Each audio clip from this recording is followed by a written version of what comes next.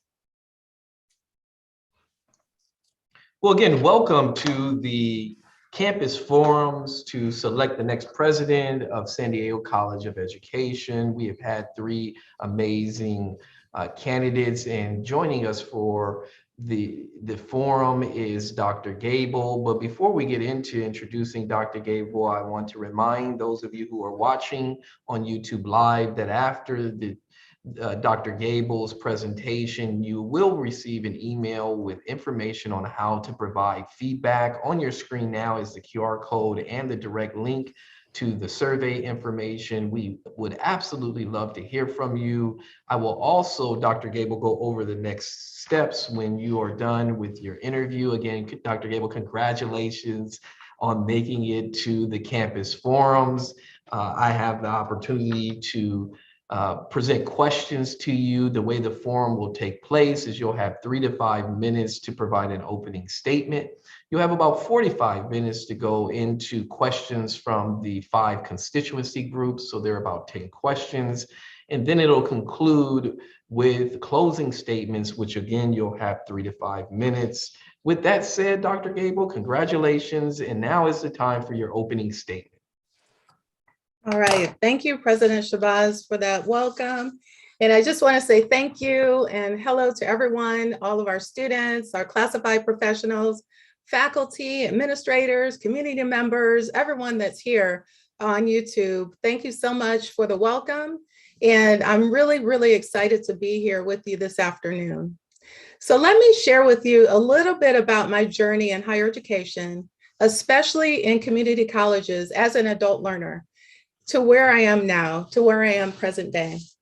Community colleges were my safety net, and they were my safety net twice. First, when I was an academically disqualified student at the university, that after the 3rd semester, I was DQ'd and had to sit out. When I came back, I attended a community and technical college where I received an associate's degree. The second time community colleges caught me was when I needed to go back to school to advance my skills. I was in a position that was unfulfilling and I could not see myself in that position long-term. And so I knew that I needed a change in education.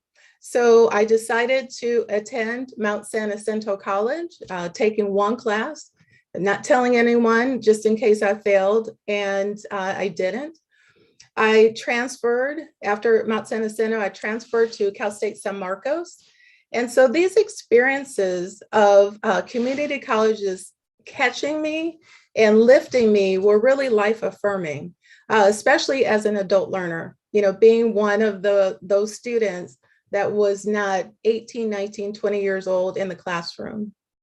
So I'm proud to say that not only did I complete my bachelor's degree in social science and my master's degree in sociological practice, both at Cal State San Marcos, I went on to achieve my doctorate in education with a specialization in community college leadership from San Diego State University. So professionally, I have committed my career to supporting student success. At Palomar College, I served as a supervisor of federal TRIO programs, serving low-income, first-generation, and historically minoritized students.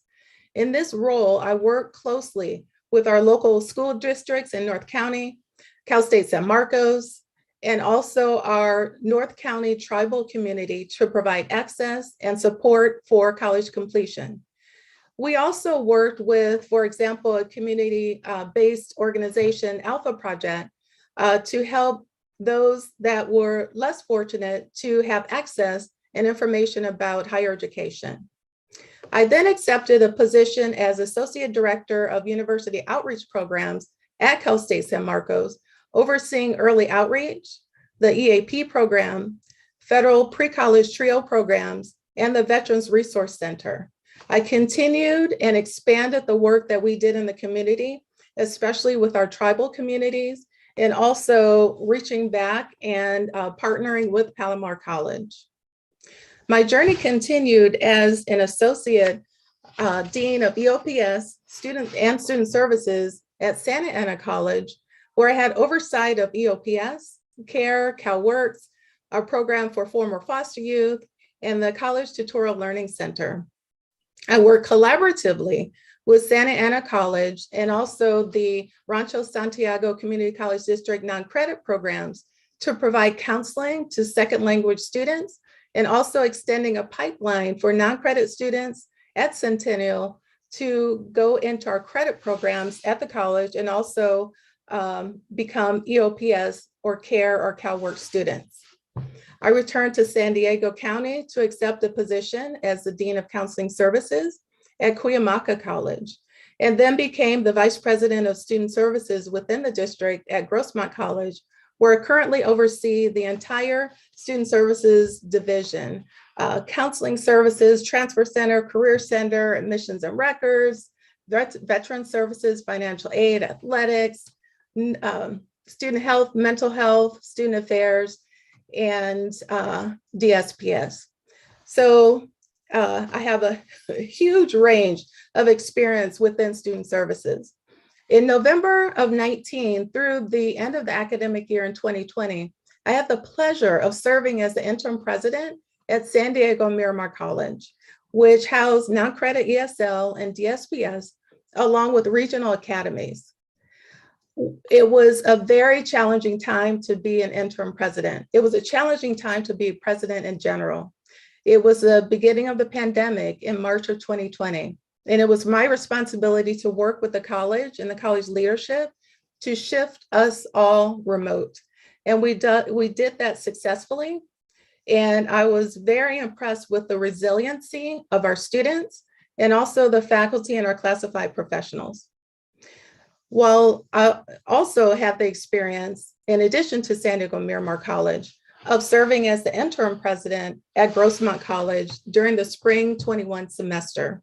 During that time, I expanded our efforts with anti-racism, with the President's Task Force on Anti-Racism, a framework designed to move the college forward as an anti-racist institution, along with our Wednesday brown bag presentations that focused on our collaboration with USC, the Center for Urban Education. So while my experiences have been administrative, supporting students, I also have the experience of being in front of students in the classroom as adjunct faculty and also lecturer. Since 2002, I have served as adjunct and or lecturer at Mount San Jacinto College, Cal State San Marcos, Miracosta College, and San Diego State University. We're currently serve as an adjunct lecturer in the graduate program for post-secondary educational leadership and student affairs. As you can see, I have well over 20 years of experience in supporting students, advocacy, community involvement, and a true commitment to supporting our community college students. I welcome the opportunity to become your next president at San Diego College of Continuing Education. Thank you. Thank you, Dr. Gable. Our first question of the 10 questions comes from the reason why we're here, which is from our students. COVID has been challenging and exhausting at many levels, especially for students that want to learn in person, but have not been able to do so due to the mandates and other reasons beyond their control. Do you have any thoughts about innovative ways to get students back on campus, learning and growing the curriculum to address these dynamics? Okay. All right. Thank you, students, for that great question. The COVID, we call it the COVID situation, is very difficult in higher education. And yes, students have been the most impacted. And when we think about students at community colleges, when we think about students that are attending the College for Continuing Education, it's even more so challenging. The challenges with technology, the challenges of job loss, the challenges of being caretakers, the challenges of health and lack of health within our community. And as we now start to transition back, I know that for many students, there is a level of anxiety, concerns, questions, because it was really confusing for students as we transitioned off the campuses almost 2 years ago. And so with our in-person mandates, as we start to come back in a couple weeks, we're requiring all of our students to be fully vaccinated, as well as our faculty, staff, and administrators. But one of the things that we learned as a college, as educators within our system, is that students are in need of both in-person and also virtual services. And we have been able to develop innovation virtually to support our students. And I think that that's something that needs to continue in addition to having in-person courses. There are in-person programs that have to be hands-on. And so we have worked through this pandemic and allowing some of that to be done online, some of that to be done in person. And so with counseling, with our CalWorks programs, with our academic programs, the faculty have worked really hard to be able to creatively create content to help our students, to serve our students, virtual help desks. So we continue that, but we also have those services in person. Our faculty have learned about what's called HighFlex. And so this is the opportunity for students to be able to engage with our faculty in person, but then also have that component of being virtual. So example, if you're a caretaker or a single parent, and your child has to stay home because of being exposed at school, that student will have the opportunity to still stay in class through a HighFlex modality. So those are some of the things that I would hope that we would look at being innovative. We had to innovate because of the pandemic. We can build upon that innovation with HighFlex, looking at curriculum that meets the needs of students. And we know that a lot of students, a lot of our community members have lost their jobs, or during this pandemic, they have found that the job that they have is not cutting it. And so it's time to come back. It's time for us at the College of Continuing Education to be there with flexibility for our students so that they can thrive and get to the point of where they'd like to go with getting their certificates, perhaps transferring or going directly into a career. Thank you for that question. Thank you. And the second question is from our faculty. What efforts and strategies will you lead, support, and fund to increase student enrollment and engagement after seeing a 50% decline in student enrollment since the pandemic, as well as challenges with current software that are impacting students' registration and the enrollment process. Okay, can I ask you to read it one more time? Absolutely. What efforts and strategies will you lead, support, and fund to increase student enrollment and engagement after seeing a 50% decline in student enrollment since the pandemic, as well as challenges with current software for SDCCE student registration and the enrollment processes? Okay, all right, thank you. So unfortunately, with the pandemic, and even a little bit before the pandemic, our colleges around the region, around the state have seen a decline. And so the pandemic made that situation a little bit more challenging. And so when we're looking at a 50% decline in enrollment, the strategies that I would utilize and work with leadership and faculty leaders is looking at the academic programs that we're offering, and to also look at whether those programs are what we consider through the strong workforce, pandemic proof or recession proof jobs. And these are short degree programs that students can go in and complete within a semester, 8 to 10 weeks, to be able to have support working with student services, and also working with student services after the student completes that program to be placed in a job. So that will require partnership with the community, and also really taking a deep dive into our academic programs to make sure that we're meeting that gap. Where are students, and looking at the data, where are students clustering within our academic programs at the college, and where are their gaps? So where there are gaps, we can look at strategies such as marketing campaigns, having participation in a number of community-based events, whether it's a community job fair, at the mall, whatever it takes to get the word out to our community. The College of Continuing Education serves such a huge, broad range within San Diego, and to be able to get that word out to all of the centers.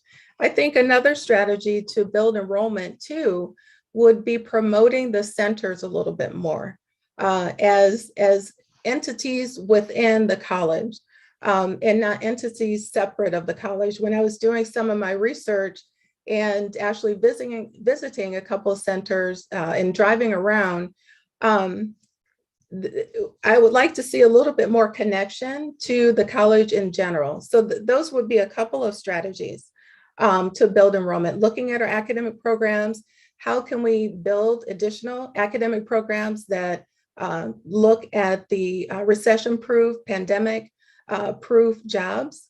And then also, there was one other, increasing the number of our SDCCE courses that are available for students.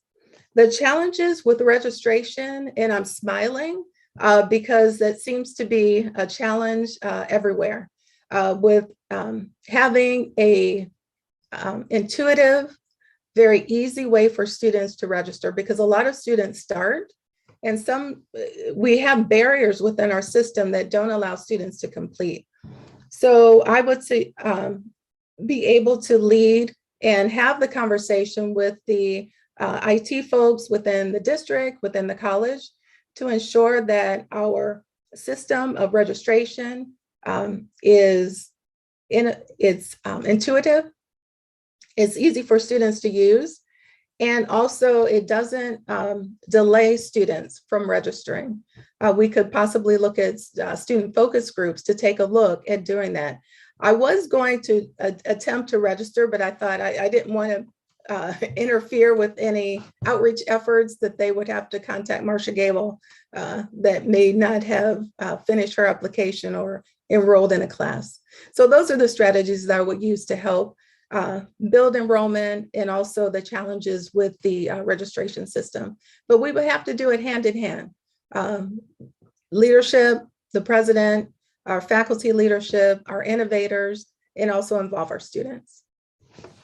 The next question is from the supervisory group, and it aligns with your answer. What role do you see technology will play in education for the future, and what plans do you have for a successful educational institution for the future? Okay.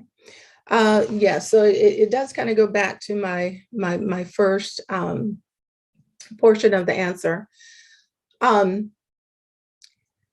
During the pandemic, we not only we saw the technology gaps with our students, students that did not know how to use technology, didn't have access to technology, were challenged with Wi-Fi hotspots. And so as colleges, and I know as the College of Continuing Education was provide those resources to students.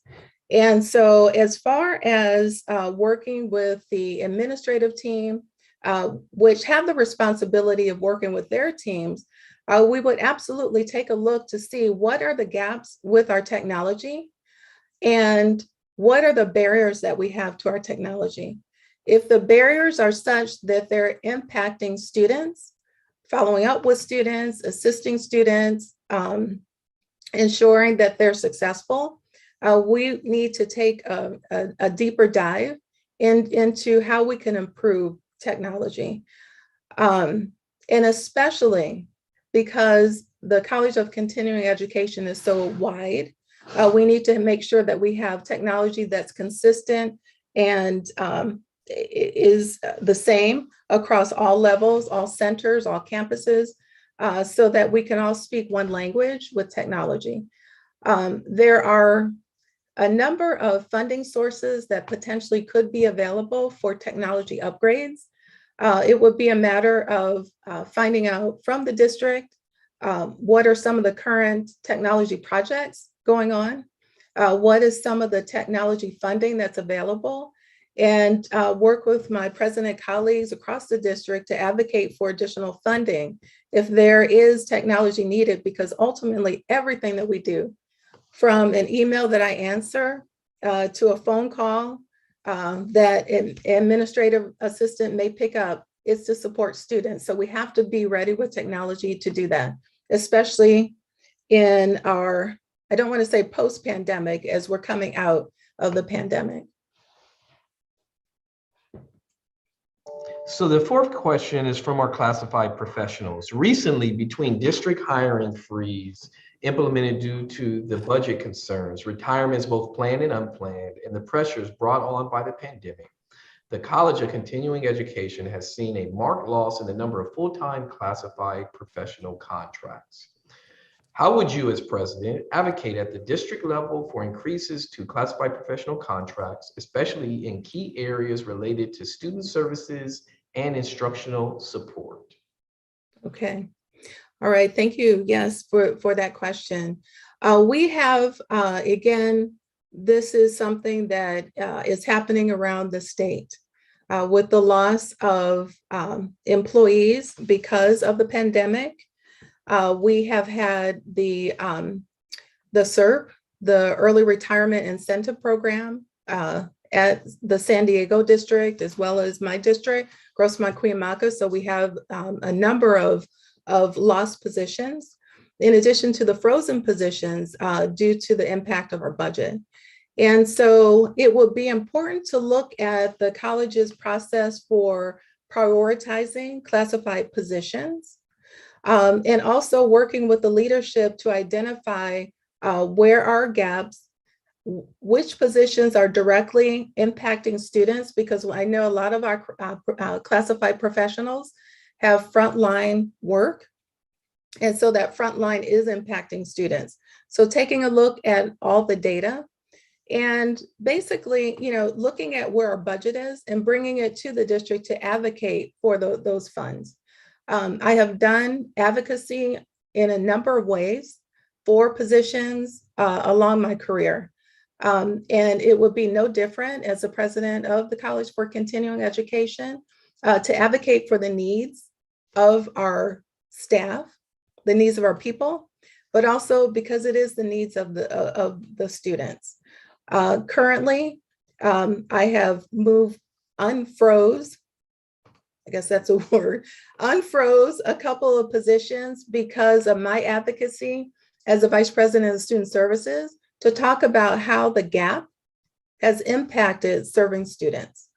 So that's really where I would take my stance in advocating for classified positions, is how is it impacting students? Where do we see the gaps? Where is there a need? And there's some situations where there are potential positions that potentially could be combined or reclassed. And so that would be my job, to take it forward and advocate. But I would want to hear from our classified folks, but also really rely on leadership to provide the data and information for me to sit at the table to advocate.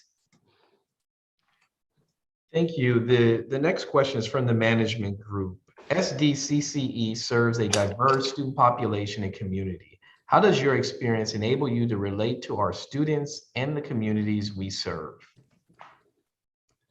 Okay. So when I gave my introduction, I talked about my work in federal TRIO programs. My work in higher education is grounded in programs serving low-income, first-generation, historically minoritized students, refugees, immigrants, all of which are our students at the College of Continuing Education. And so my experience is foundational in supporting the students within those populations and ensuring that there is a high degree of access, in addition to work that we do within the college to ensure that they succeed. We work to make sure that we close the equity gap for our students within diverse communities. I have a closing statement that will connect a little bit with this question.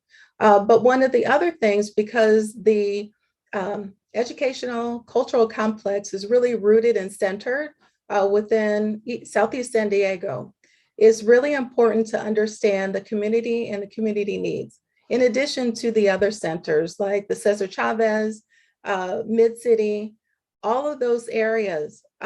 We have to make sure that we're connected to the community and understand the needs.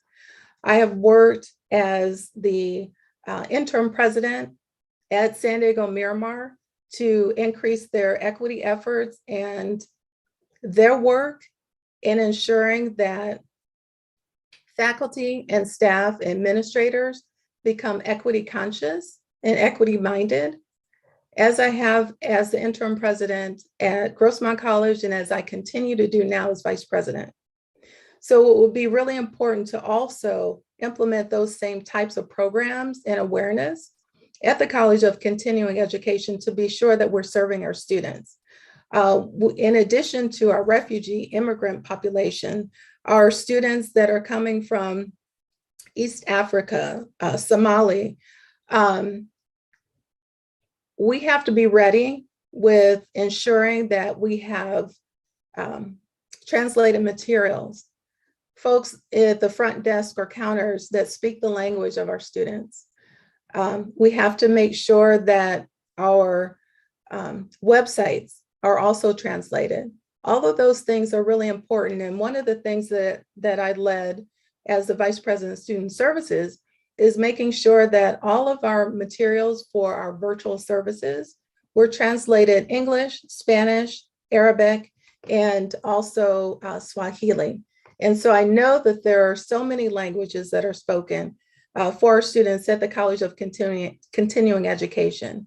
In addition, we have to make sure that we have services and recognition of the support that we have to provide our students that are foster youth and also our students with disabilities.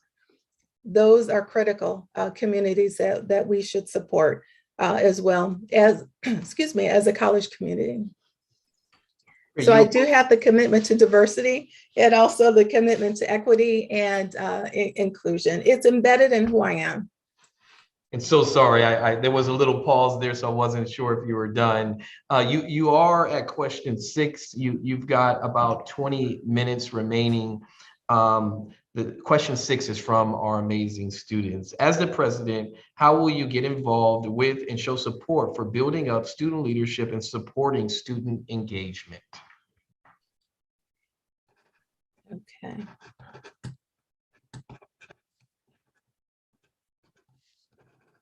All right. So one of the pleasures of working in higher education is to get involved with our students. It's an opportunity, as you know, whether it be president, a vice president, a dean, faculty member, to really get engaged with our students. And I have been able to consistently do that. And I smile and I'm laughing to myself a little bit because what comes to mind always for me is dancing in the quad with our students and getting called out by our students to learn new dances. And so as president of College of Continuing Education, I would be sure to absolutely connect with students. Having the conversation with students, whether it's walking across one of the campuses, checking in on a classroom, if there are events that are taking place, making sure that I'm involved and helping to build a sense of community, not only just among students, but with the college president too, as well as other leadership. It is very important, especially now, as again, we're coming back somewhat out of this pandemic, to have all kinds of activities, workshop, engagement opportunities for students to be involved in. I know the College of Continuing Education has an absolute wonderful program with SDCCE, and which is such a model program for supporting the community, for supporting students with basic needs, and also the health fairs that are offered. So that would be one opportunity. The programming that goes on through ASB is absolutely wonderful. And so my job as president would be also to advocate to ensure that our ASB has the funding that they need to be able to have engaging opportunities for students. A lot of our students come to campus, do what they have to do and leave. So how do we create programs that and a culture and environment that allows students to really stay and be proud of where they are? Currently, as a vice president of student services, we are working on what we're calling Welcome Back Week 2.2. So we're coming back February 2nd, 2022. So it's all two, so it's 2.2. And we have a whole week dedicated to engaging with students. So I would look forward to leading something similar if it has not already been scheduled for Welcome Back. Because the San Diego College of Continuing Education, whether it's at ECC or another campus, needs to be a welcoming and fun place for our students to come in and participate. There's all kinds of ways of learning outside of the classroom. The college does an absolutely amazing job with guest speakers. Black History Month, some of you may know I'm usually on Twitter every now and again looking at programs and services, and I'm amazed and very proud of the work that you all are doing, especially our ASB students. So those are some of the things that I would want to build up our students. I also think about building up our students to understand also as we start coming back and the mandate that all students are vaccinated, to be able to work with our community-based organization, such as Champions for Health, to inform students about COVID-19, about the importance of vaccination, not only as a health information session, but also to inform them so they can actually come to campus in person to have their classes. So those are some of the ways that I would love to get involved with students, support what the students are doing, get faculty and our classified professionals and our administrators involved, take silly pictures in front of one of those photo booths, dance on the quad. No one has shame to dance, even, your knees hurt at a certain age, but there's no shame in dancing and hanging out with our students and having a good time, because they rely on us and we're committed to their success. So it's a great partnership to engage students. Great. Question 7 is from our faculty again. How will you participate in, lead, and support the participatory governance structure at SDCCE and the district? Okay. And so participatory governance is a hallmark within California community colleges.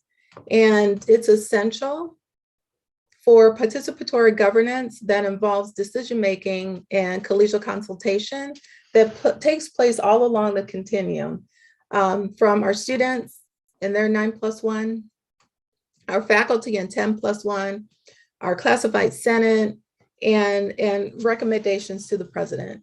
It is very important to be able to honor that process.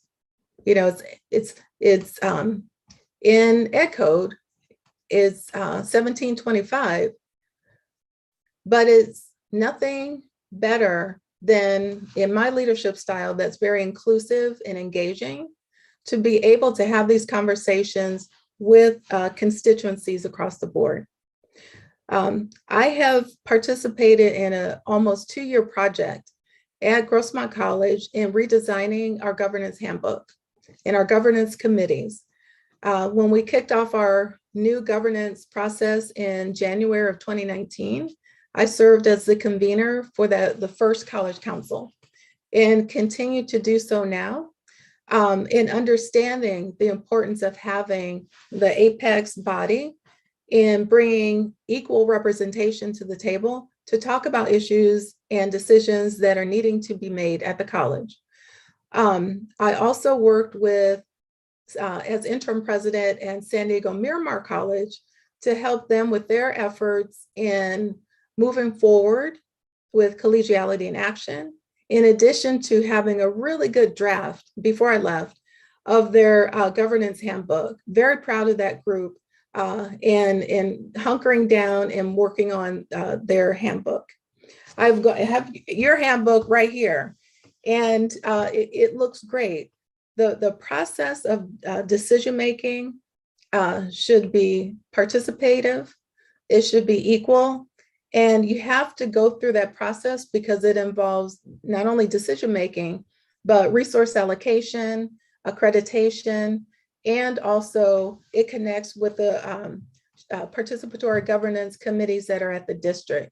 So being a voice, whether currently as the vice president at district-wide committees or as the president on district-wide committees for the College of Continuing Education, it will be really important to have strong partnership and collegial relationship with our constituency groups at the college to be able to bring that information to the district in an effort to advocate, share what we're doing, and to bring our voice in making the best decision that will positively impact the College of Continuing Education. So it's critical, it's important.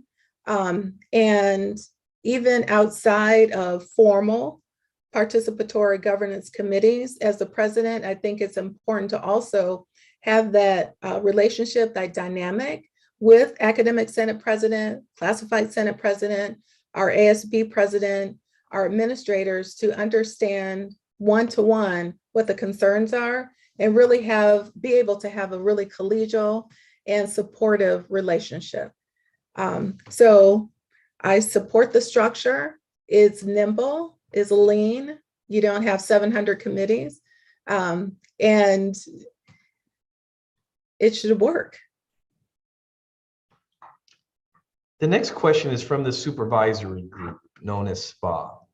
SDCCE recently went through a strategic planning process where some of the major institutional challenges identified by stakeholders were the existence of silos, the lack of cross-departmental collaboration, and ineffective communication. How would you address this problem? Okay.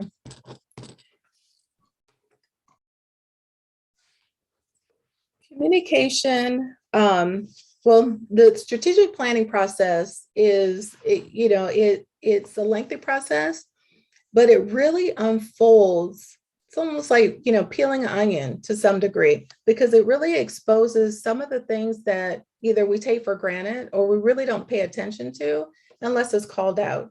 Currently at Grossmont College, we're going through our strategic planning process. And so just actually last week, having led a session, a breakout room on our process. And it's interesting how you get to that point.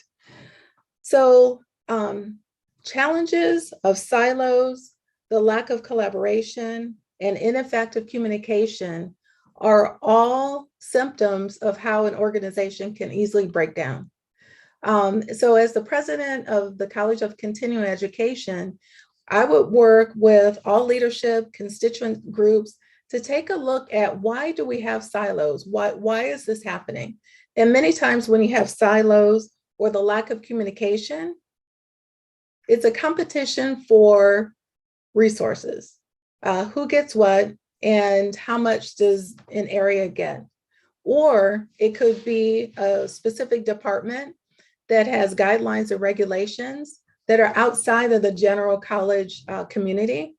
And so, and many times some of those departments self-silo because they're very focused on those objectives or plans that have to be submitted to the state without looking at, as an organization, we have to collaborate, we have to cross-collaborate. And so as the president, what I would love to do is to really have a conversation with our administrative team to have a discussion about how is this impacting students? That's always the first question we want to ask. How is it impacting students? And look at strategies of how we will work to communicate better and also how we would collaborate better.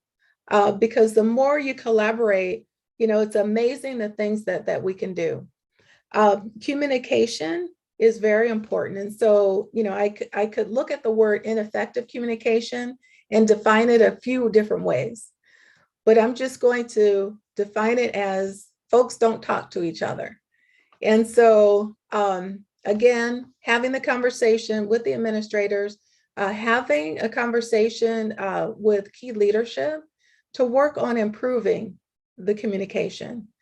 As the president, and as I did as the interim president at San Diego Miramar and at Grossmont College, it was important to have regular communication from my level as to what was happening, letting folks know what was happening at the district, or just to be a voice to let folks know that we have a lot of great things going on. But I would start there in breaking down the silos and the lack of collaboration.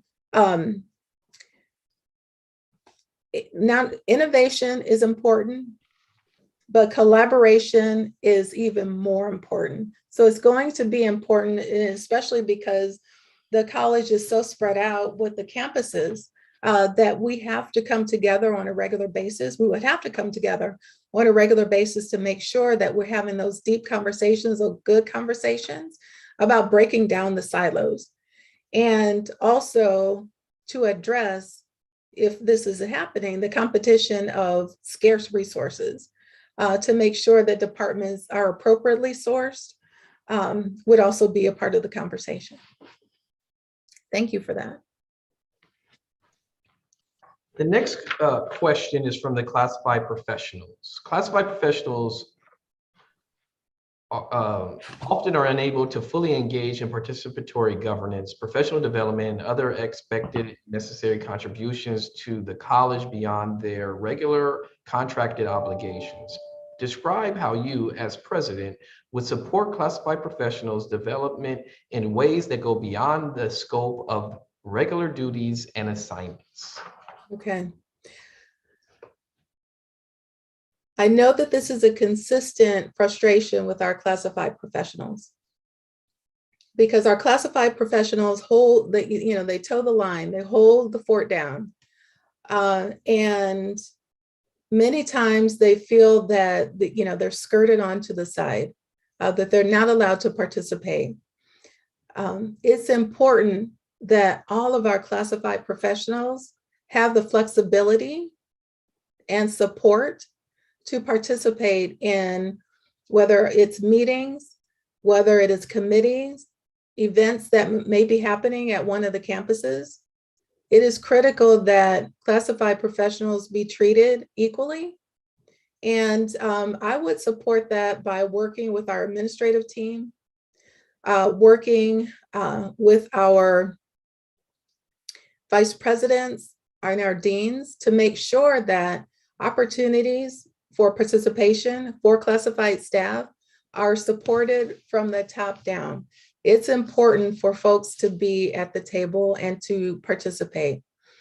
We have had a number of opportunities at Grossmont College for our classified professionals to engage with each other.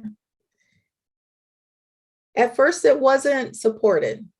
I have to honestly say that we had a lot of administrators that wanted their classified professionals in the office, sitting at the front desk, ready to answer the phone. But through the commitment of leadership and also having a conversation about how our classified professionals contribute to the success of the institution, we were able to make sure that our classified professionals are supported. We have a number of professional development activities available. My administrative assistant, for example, I was happy to say yes for a summer institute, yes for serving on classified senate, yes for going to a specific training, yes for going out onto the quad to participate in activities, yes to lead as a co-captain on a dodgeball team during our fun days on campus. So we have to be supportive of our classified professionals. They toe the line, they need our support. And so I would highly engage and support administrators in allowing their classified professionals to be able to have that flexibility equally. Thank you. The last question is from the management group. What are the core values that drive your decision-making? Okay, so my core values in decision-making, and I talked about a little bit in the questions, but my core values are students. Students are at the core of everything that we do. So my core value is students. My other core value is being authentic. If I'm having a conversation and things may not be great, I will let a team member know that. So being authentic. Another of my core values is being able to have a high level of respect and trust for others, in addition to a foundation that I have of social justice. So, all of those, authenticity, having strong communication, social justice, all of that is centered on students and their holistic development. And so those are the core values that, is part of me, of who I am. And that's also how I lead, through those values, through being authentic, being student-centered, and being communicative, to not, going back to the question, to not work in silo or secrecy. Thank you. And again, congratulations on making it to the forums. We have reached a point where you have an opportunity to provide some closing remarks for the next 3 to 5 minutes, and then I will come back to explain what the next steps are for you as well as those that are watching on YouTube. Okay. All right. So thank you for those great questions. And it really gives me a peek into what you're experiencing and what you hope the new college president will bring to the table. But as I shared at the beginning of the forum, I'm very excited about the opportunity to serve as your next president at the College of Continuing Education. I grew up in a neighborhood very similar to Mountain View in Southeast San Diego. We had a community center which held events, classes for youth, a space for activism in the community, and provided meals and food for our community. We also had a facility similar to the Jackie Robinson YMCA and a park with a community pool, which had more kids than it was safe for in my neighborhood. I know the feeling of community and the power of community. I recently was home in Ohio last month. Unfortunately, the house where I grew up was torn down, an empty field along with many of the other houses in the community. However, the community center, the pool, and the youth club were still standing. Being the president of the College of Continuing Education will be a culmination of my hard work, my life struggles, and my commitment to serving all students and providing accessible ways for the community to get a leg up, to learn a new skill, get a job, receive support, and grow. My core values and vision align perfectly with the College of Continuing Education by centering students at the core and in providing access to education, social justice and equity, community, innovation, and the best yet is transforming lives. My life was changed through community colleges, both personally and professionally. We have a lot to do as we emerge out of the pandemic to re-engage students and the community. We have to provide meaningful ways of engaging with each other, along with innovating, supporting, advocating, and ensuring the success of all of our students. As your next president of the College of Continuing Education, I want to join you so that we can collectively roll up our sleeves and get to work. I really thank you for this wonderful opportunity. And President Shabazz, thank you so much for being a great facilitator and keeping me on track. Well, thank you, Dr. Gable. It was very easy to do because of your professionalism and the professionalism of everyone involved. There are a number of people who helped us have these forums. For those of you who are watching live via YouTube, this serves as a reminder that in the coming minutes or hours, you will be receiving a communication from the College of Continuing Education as to how to provide feedback on the 3 forums. Dr. Gable and the other fine candidates will be moving on to the next step, which is an interview with our board. And from there, Dr. Gable and those watching, the chancellor and the board will determine who they would like to move on to the 5th interview round, which includes a site visit and meeting with folks at the respective colleges where the final candidate actually works. With that said, Dr. Gable, again, congratulations. Thank you for allowing us to get to know you a little better. We wish you all the best. And for those who are watching via YouTube, be on the lookout for an email where you will be able to provide feedback on all of the candidates. Folks, it has been my delight and my pleasure to be able to do this. It's been a learning experience for myself, and I'm so excited that I know we're going to pick the next president and of the College of Continuing Education and all of our colleagues. Take care, everyone. Thank you all for participating. Dr. Gable, enjoy the rest of your day. Bye, thank you.